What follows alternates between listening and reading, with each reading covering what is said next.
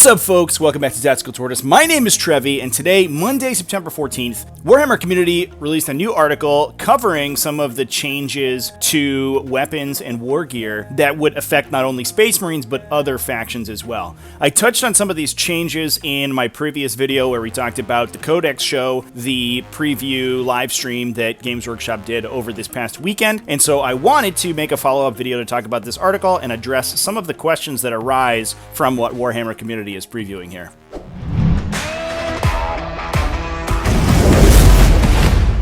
Now, first off, as a follow-up to that last video, I do want to cover a couple things that I missed talking about the preview. First of all, apparently there was an article that came out alongside the stream that I didn't see that talked about some of the specific war gear upgrades that we saw previewed on the stream. One of them was multi-meltas for Eradicators, and they clarified that multi-meltas would be a 1 per squad heavy weapon upgrade. So we're not going to get 12-shot Eradicator squads. I guess we'll be stuck at 8. They'll only shoot 8 times, which is they now only overkill most things by like 25% instead of a full 50%. They also mentioned during the stream that I just totally overshot that heavy intercessors would be troops. I mentioned that they would probably be troops, being an intercessor squad, but I wasn't 100% sure. It is confirmed that they will be troops. So we get some sweet 150-ish point 15 wound troop options for the Space Marines. It's going to make them really difficult to peel off objectives, especially back objectives. That is going to be really powerful for the Space Marine faction, and I talked about all the reasons why in that video. Lastly, talking about the Necron releases, I mentioned that a Chronometron would be helpful to get deep striking melee units like Ophidian destroyers into melee. That's obviously not how that works. I wasn't paying attention to the timing of the Chronometron, which triggers in the command phase, so you obviously can't use it at the end of the movement phase because, to buff up that charge. So those charges are still going to be tough, but there are a couple ways to get an easier charge out of your Necron destroyers and flayed ones and stuff like that. People obviously brought up that the Ophidian destroyers were pictured with a plasma sight, which, if it has the same effect that the Scorpic destroyers do, would significantly increase the damage output of that unit with +1 strength, +1 attack at the cost of potentially losing a model, which would suck. But because you can bring that unit in blobs of 6 rather than just 3 like the Scorpic destroyers, the effect of that plasma sight is going to be a lot more impactful. Downside is that, unlike the Scorpic destroyers, the rule for that plasma sight wasn't baked into the datasheet, so we actually have no idea what it does in relation to that unit. It stands to reason that it would be the same effects, but we actually just have no confirmation right now, so it's just baseless speculation. Anyway, talking about this article, Games Workshop previewed some of the changes that were being made to war gear. A lot of these we saw leaked last month as some of the new kit repacks were being released. The stat lines for a lot of weapons were included in those, in the paperwork that's included in those boxes, and so we got a little bit of a glimpse to some of these changes beforehand. But what's interesting here is, to me anyway, is that Games Workshop is talking about this specifically in relation to other factions, not just Space Marines, and talking about how a lot of the common weapons in the game are going to have their base stat lines changed, and those will be updated for other factions, most likely when they get their new codex. The article leaves it a little bit ambiguous when this update is going to come into play and whether or not that there's a cost change associated to the updates. They do talk about these factions will benefit from the new rules found in the Space Marine Codex specifically, but then they also talk about rules being changed in the faction-specific codex, so that's just something that we're going to have to find out later.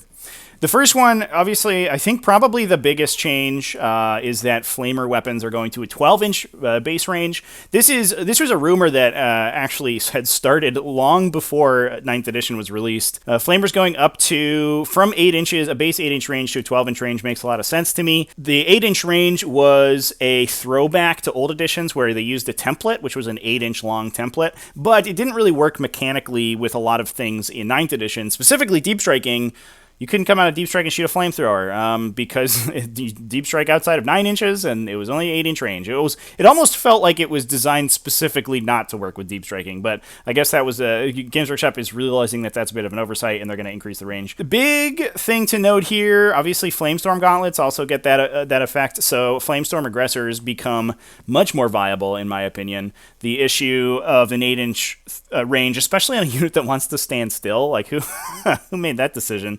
hint that that unit really had a tough time getting those Flamestorm gauntlets in, on target, and I think it's going to be a lot easier with plus 4 inches of threat range there. Now, they mention here specifically, obviously, that XV8 Crisis battle suits are also going to get this stat change because on their datasheet, they just have a flamer. They don't have any... It's not a phased plasma inducer cannon or something bizarre. It's just a flamer, so anything that changes this base flamer stat line will also get the same treatment. So Dominion Squads and Adeptus Sororitas, for example. Now, the downside, one thing that I mentioned in the previous video, is that it looked to me like anything using the Melta mechanic, where half range buffed your damage output, like Fusion Blasters and Fusion Pistols, for example, would probably be getting a similar upgrade to the one that the Space Marines are getting. But the implication of this article is that that's not the case. And we'll talk about that as we go back down through the list. Now, basically, it's just listing out every single flamer weapon that's changing. Now, obviously, the biggest change listed here is to the hand flamer, which is also going up to a 12-inch range.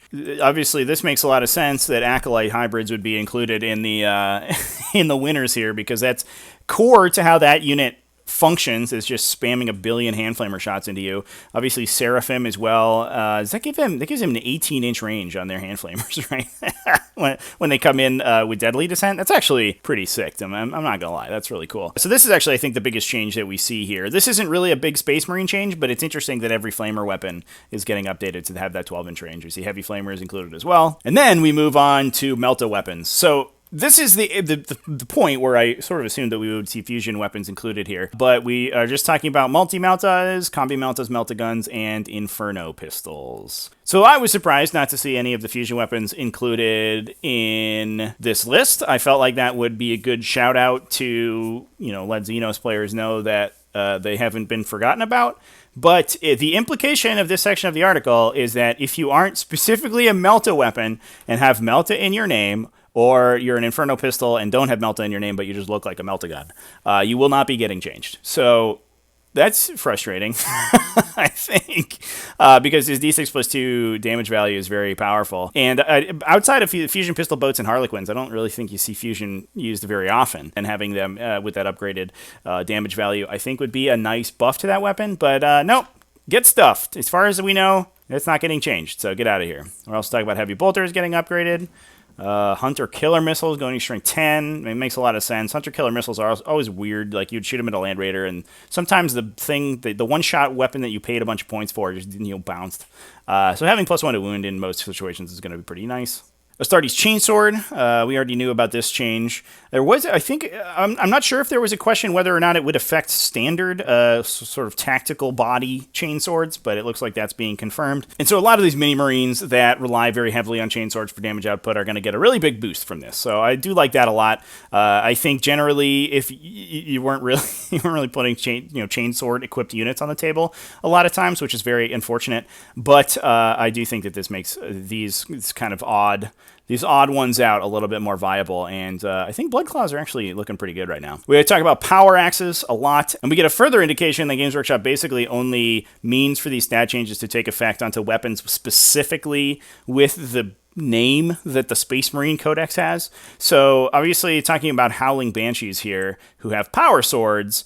It's not called anything else, it's just called a power sword, so they get the same stat increase that a standard Space Marine power sword will. But as far as we can see, there's no other power sword equivalent weapons that are being changed. So power swords are being upgraded to have +1 strength in addition to their really high AP value, which I think is great so far. That wound roll is kind of a hill to climb over, and power swords in the past, just sticking you at strength 3 or 4, made it not really viable to take. Usually you would want a variant of a power weapon that would have extra strength so that you could get over that hump of the wound roll, because a lot of times the difference between AP3 and AP2 is not actually that much. More elite units will probably have invulnerable saves that you'll bump up into after you get to 2 AP, and a lot of units are just have a crappy enough armor save that 3 points of AP punches through it, most of it anyway. So I really like this change, and I like that Howling Banshees specifically are getting a little bit of a bump up, but it's interesting that none of the other sort of more exotic weapons, especially in Xenos factions that look like power swords or function like power swords, are not being called out in this article. Lastly, they talk about storm shields. I actually think this is kind of a hilarious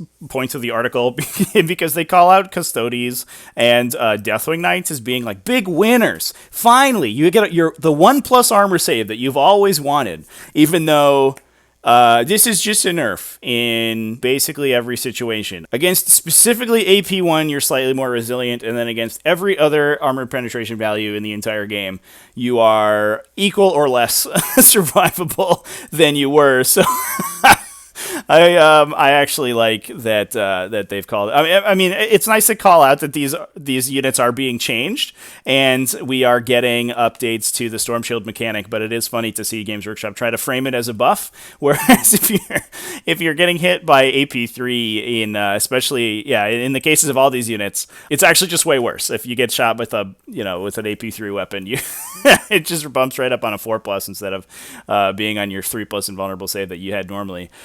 Whereas obviously AP2 gets you to a 3+ armor save, and AP1 keeps you at a 1+. This one situation in the game, you get shot with, I guess, a regular bolt gun in Tactical Doctrine, and your Storm Shield's better now. Thanks, Games Workshop. Anyway, I think that was a funny portion of the article to talk about. But the point that I wanted to make here is that the only Xenos war gear options that GW is calling out in this article are ones that specifically Space Marines use. Now, again, obviously, the article does mention that more Army-specific war gear will get updated when that codex gets released, but if you're playing an unpopular faction, I think there is the potential for you, if you're not holding a weapon that a Space Marine specifically also holds sometimes, then it could be, a year or more before you get a codex update, and you're going to be stuck with the subpar weaponry, even if Games Workshop decides to update Army-specific equivalents of these weapons with new stat lines. And you're going to be playing against 2 damage heavy bolters and 12-inch range flamers, and there's a real balance issue that's inherent in that I think is very problematic potentially for the future of the game. So anyway, in summation, it's nice that the community team has given us a little bit of a look inside exactly what profiles are going to be changing and how, but I am worried that if you're not an Imperium faction, you're going to be left in the dust pretty quickly by these new updated profiles. And the messaging from the design team is that, if you're not playing Imperium and you don't have heavy bolters and you don't have melta-guns, then, I don't know, suck it up. which kind of sucks. Part of this might be that I'm a little salty coming off the back of just sort of nonstop Space Marine releases. But based on the reaction to the previous video, I think that that's a pretty common mindset amongst the community right now. And I think it's a very dangerous game that Games Workshop is playing, deciding to release, Space Marine supplement after Space Marine supplement for the last 12 months. I think people are getting a little jaded. They're getting a little fed up. And the meta just turning into a Space Marine fight, the top tables of most events, while there are some outliers, are a lot of Space Marines fighting and then 1 or 2 other things squeak up in there. I think that there are other factions that can compete with Space Marines. I don't think they're like 100% dominating, but if we go through the next 6 to 8 months of nothing but Space Marine supplements coming out, I have a hard time imagining that it doesn't end up looking like that within a couple of weeks. Basically like it was back in 8th edition this time last year when Space Marines had 3 or 4 full months of just nothing but supplements and characters and unique units coming out, and they just dominated everything. There was no chance for another faction to sort of